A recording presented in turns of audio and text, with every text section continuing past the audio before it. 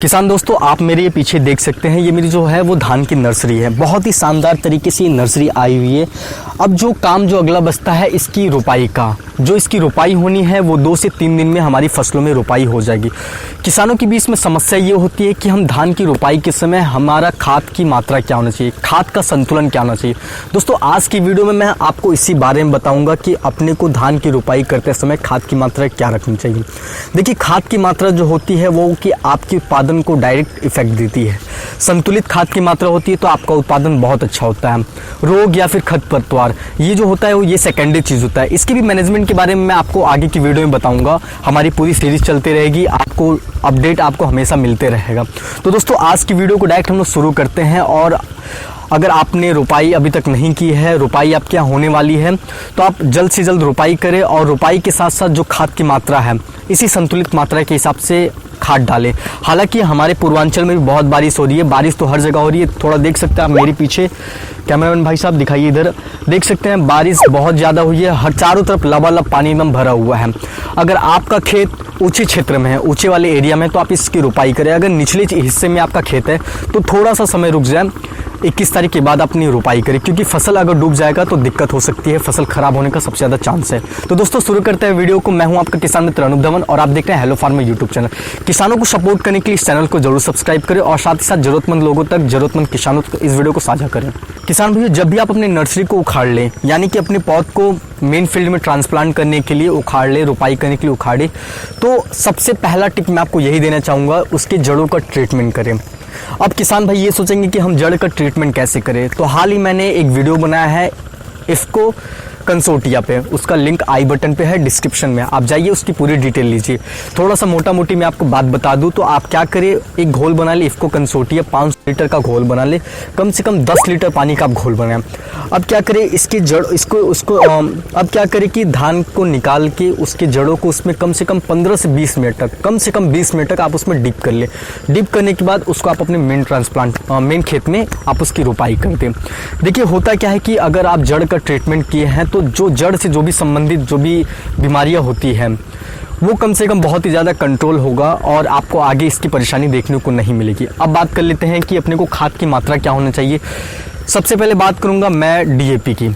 DAP धान की फसल के लिए बहुत ही ज़्यादा ज़रूरी चीज़ होती है। दिमाग में किसान भाई आप सब अपने बैठा ले, डीएपी धान की फसल के लिए बहुत ही ज़्यादा ज़रूरी चीज़ होती है। डीएपी जो है, डीएपी को आपको फसलों में 40 किलोग्राम प्रति एकड़ के हिसाब से देना।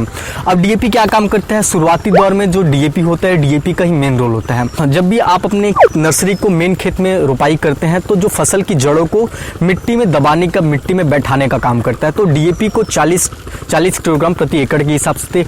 अब जो दूसरी चीज़ आती है वो आती है एमओपी, म्यूरेट ऑफ पोटास की मैं बात करूं। इस पोटास को आप क्या करें, 30 किलोग्राम प्रति एकड़ के हिसाब से आपको देना है। जो पोटास का जो काम होता है, पोटास का काम आप सब जानते हैं, पौधों में बहुत सारे डिफिशियंसी देखे जाते हैं पोटास की वजह से। इसके बारे में पूरे आपको पोषक तत्वों की जानकारी चाहिए तो मेरे चैनल पे पहले से एक वीडियो पड़ी हुई है न्यूट्रिशन डिफिशियंसी को लेके, उसकी आप लिंक मैं डिस्क्रिप्शन और आई बटन दोनों जगह पे दे दूंगा, आप जाके पूरी डिटेल ले सकते हैं। अब जो तीसरी खाद आती है यूरिया आती है। दोस्तों, सारे किसान भाई यूरिया को बहुत ही ज़्यादा वैल्यू देते हैं और देना भी चाहिए, लेकिन इसकी मात्रा किसान भाई दिन पे दिन बहुत ज़्यादा बढ़ाए जा रहे हैं, तो इसकी मात्रा को आप कम करें। तो यूरिया को आपको जो धान की फसल में देना है वो 15 से 20 किलो के बीच में देना है। यूरिया का जो मेन काम होता है आप सब जानते हैं, यूरिया में नाइट्रोजन होता है और नाइट्रोजन से ही जो धान की फसल होती है फिर कोई भी फसल होती है वो हरी भरी दिखती है, तो यूरिया का मेन काम होता है। अब दोस्तों, हमारी एक चीज़ छूट रही है, वो जिंक छूट रही है। तो अब किसान भाई सोचते हैं कि सर अभी जिंक क्यों नहीं बताया। तो अब मेरे यहाँ के किसान भाई या फिर मैं बहुत जगह के किसान भाई की बात करूँ, जब भी वो खाद देते हैं तो डीएपी और जिंक ये दोनों को कभी भी एक साथ मिला के नहीं दिया जाता है। इस बात को आप अपने दिमाग में बैठा लीजिए, डीएपी को और जिंक को एक साथ नहीं दिया जाता है। और एक चीज़ और किसान भाइयों, ये जितने भी खाद की मात्रा है इसको आप रोपाई के 1 दिन पहले दें या फिर रोपाई के 5 से 4 दिन बाद दें। बहुत बार होता है कि रोपाई की और रोपाई के बाद, रोपाई के तुरंत साथ आप इस खाद को देते हैं तो इसका जो इफेक्ट है उतना बढ़िया नहीं देखने को मिलता। मैं आपको यही रिकमेंड करूंगा कि रोपाई के 1 दिन आप पहले दें। अब दोस्तों, जो जिंक की मात्रा होगी, जिंक जो आपको लेना है 21% वाला जिंक लेना है। जिंक की मात्रा आपको 10 किलोग्राम प्रति एकड़ के हिसाब से आपको लेना है।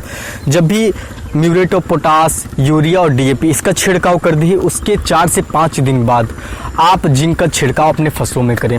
दोस्तों, अगर आपको धान की फसल में कोई भी तरह से किसी भी तरह की कोई भी समस्या आती है तो आप मुझे कमेंट कर सकते हैं, आप मुझे मेल कर सकते हैं, इंस्टाग्राम पे मुझे मैसेज कर सकते हैं, फेसबुक से संपर्क कर सकते हैं। इतने सारे माध्यम है, आप किसी भी माध्यम से आप मुझसे जुड़ सकते हैं।